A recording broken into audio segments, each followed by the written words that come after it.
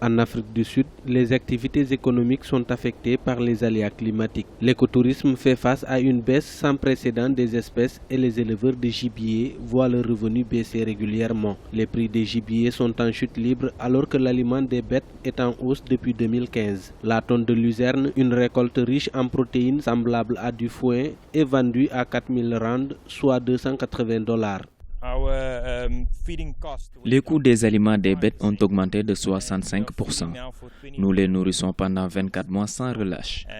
Leur nombre est en croissance. Nous essayons de cultiver de l'aliment de bétail, mais ce n'est pas possible avec la baisse des prix.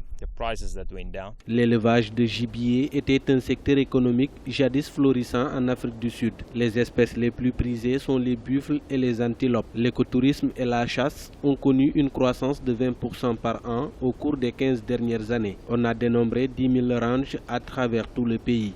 Cependant, certaines espèces ont fortement diminué. À ce stade, nous achetons jusqu'à janvier les animaux que nous pouvons nourrir. Nous avons de l'espoir pour la période pluvieuse de décembre. Les coûts des aliments baissent beaucoup après 6 à 8 semaines à partir de cette période. Nous avions environ 500 damalisques à front blanc et nous en sommes à 250. Donc le nombre a été divisé en deux. Nous avons capturé certaines et les autres, nous les avons achetées dans des fermes.